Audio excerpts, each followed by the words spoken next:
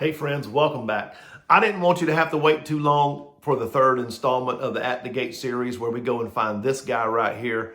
We're about to walk in the woods. Let's pick up right back where we left off, and thank you for coming back. Here he is. There he is. Right there, baby. Look at that. He did that right there. Oh, man. Look at that.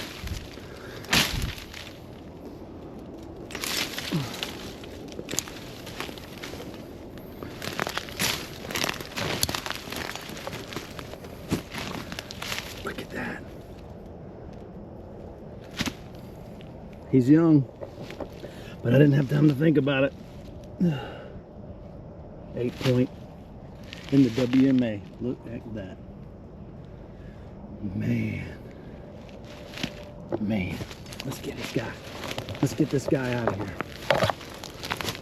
Look at this. Then we'll look at this.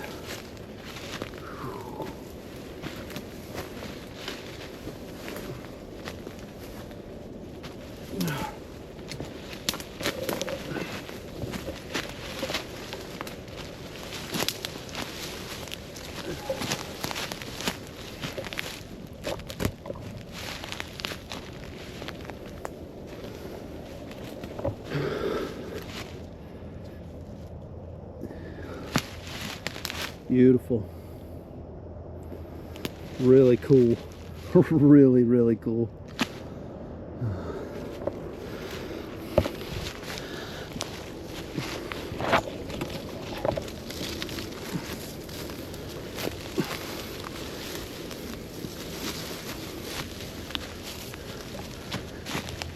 Yeah.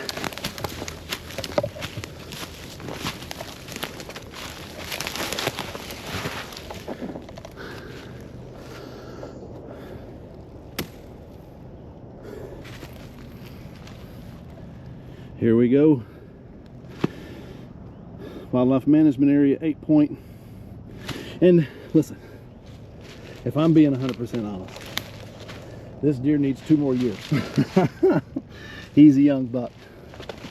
But I'm gonna tell you, when I tell you he was blistering through there and I didn't have time to think about it, it was either go. So this is the exit right here. Boy, oh boy, what a shot. I'm gonna tell you what, it was some great practice. It was some great, just the setup, everything was perfect. I've never seen this deer before. Here's the entrance. Just wow. I am so stoked. So stoked right now. The sun's just now peeking up. Everything happened so fast. I got up the tree and putting my camera equipment, everything together, and there he was. So let's start getting this guy out of here. This is gonna be fun. I'm a long way in. So I got a really long drag ahead. A deer's internal organs are about, roughly, depending on who you ask, 30% of its body weight. So you can go a long way for making this deer lighter on a long drag if you'll just gut him. So here's my bucky. So what I'm gonna do, just got his leg tied off, keep his legs open. A piece of rope will save your life in the woods. I'm just gonna keep his, I'm just gonna gut him, and then we're gonna get him out of here. I'm gonna drag him out. I didn't come ready to quarter a deer. You know, I don't know what I was thinking of. I like to have a bag before I put it in my bag.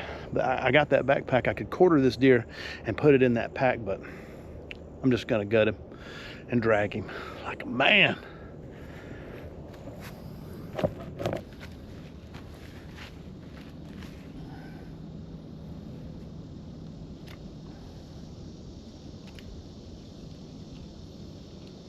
Getting a little too happy with this knife.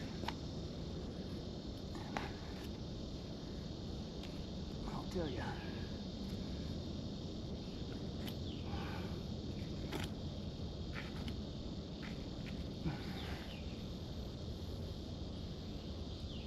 Nicked his guts. Such is life. Such is life, my friends. Sometimes you nick a gut.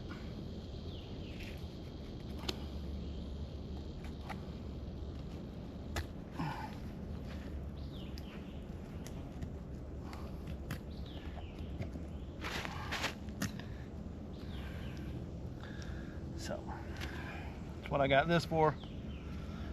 So I don't stab myself in the dadgum femoral artery out here in the middle of nowhere. I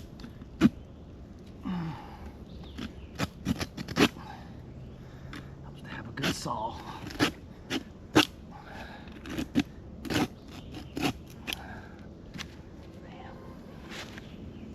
Always be careful when you're working with a knife back towards your body. Man, we're a long way from the hospital.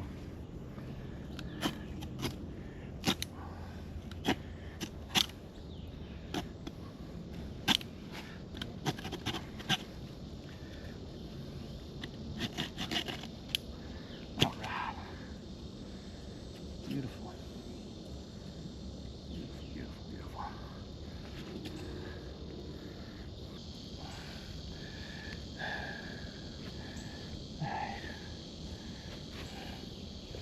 Trying to get the heart and the lungs separate from the guts.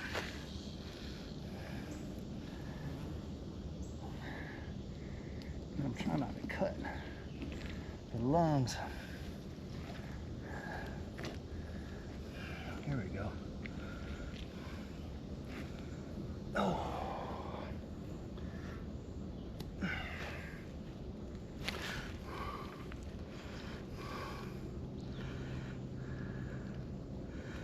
That mega meat just sliced right through all of this.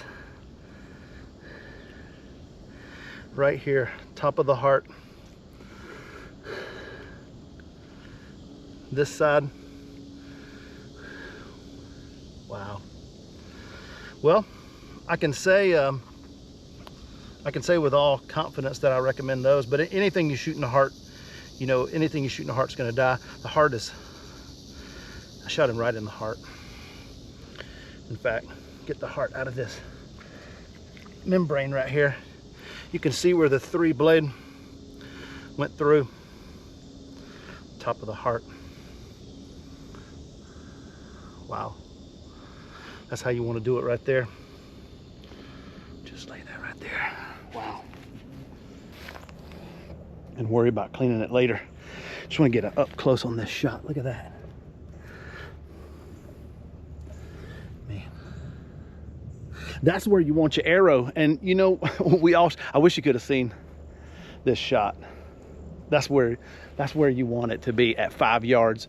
You know, you learn to look through that animal. There's a guy online that does 3D images of deer where you can see through their body and see their heart.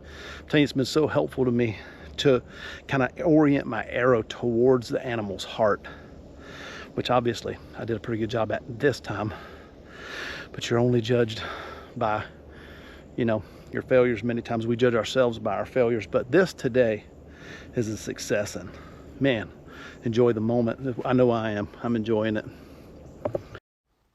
So for the purposes of this segment of the video, I have had the forethought to put my camera into time-lapse mode, which is, I'm going to really need it, and you're going to see that before this is all over with.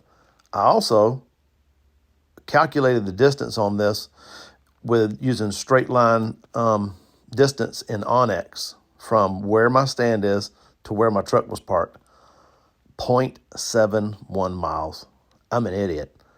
I am an idiot. That's like 1,250 yards that I drugged this. Well, I didn't drag him the whole way. Thank God I get some help towards the end of this video, and I really need it. I say all that to say, it's come prepared more than I did. You know, I was just looking at if I get a deer on the ground in here, like I'm going to have a really good problem to solve. And I did, and I'm not upset about it. But if I could go back in time, I would just have my bag with me, or even just leave that deer there and go home, because I'm not far from the house, and get the bag, come back and quarter this deer up rather than drag this deer out. I was physically and emotionally at the end of my rope here with this drag, and this deer was not even a monster. You know, he was probably right here about 110 pounds, you know, with his guts out. Maybe not even quite that. I'm not sure. He was a young deer. But fortunately for me, a good friend of mine from work is texting me and calling. I have sent him pictures of the buck, and he's kind of worried about me on whether I got the deer out or not. And so he's actually on the way as I continue to try to drag the deer. Once again, all of the stops that I made are edited out. This is just straight dragging. Like I stopped for long periods of time to rest in between this. And I mean, you can see how incredibly long this drag is. I say all that to say, I'm going to save somebody here. I'm going to save somebody from getting in too deep. Sharpen your knives up, get you a bag, get you a meat bag, or get you a sled. But here is old buddy right here that saved the day. Alan, I think you probably saved my life, friend. Look how fast he moves with this sled. Or you could even get you one of these sleds. But either way, be ready. If you go super deep, you're going to have to go back and get this sled and then go back and get the deer. So I think quartering is the best method, but we got it done, and that's all that matters.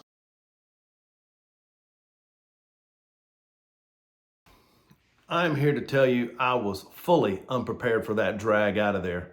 You know, that was the third time I had went in there, and I knew it was a long walk. And I had already prepared myself to quarter that deer up and put him in that pack. That's what that pack's made for, but I didn't bring a bag, and I was just like, you know, I'm just going to drag him out. And boy, it like to have killed me. But I learned something. Thank God for good buddies. You know what, Alan, I appreciate you. You might have saved my life, man. I'm 47 years old. I was about at the end of my rope whenever old buddy showed up with the sled and got him out of there. But you know, what a tremendous success. I wanted to learn something in this series, and man, I did. You know, hunt outside of what you normally do. Like, this is not what I normally do. And in the process, I really learned something about deer movement. I learned something about, you know, small areas. If you see sign, there's deer in there, you know, and so I don't know, just challenge yourself to get outside of your comfort zone, which is what I did. And listen, it paid dividends this time. This is a really beautiful buck. He's young, but I'd shoot him every time that he come in on me, especially in the place where I was hunting. But we're not done yet. This series was a success, and man, I had such a good time. But there's still more to come. We had a very close encounter with a big boy. In fact, the guy from the beginning of video number 2, I never saw him again on camera until I saw him in person. Join us for episode number 4 for the At the Gate series. I appreciate you guys.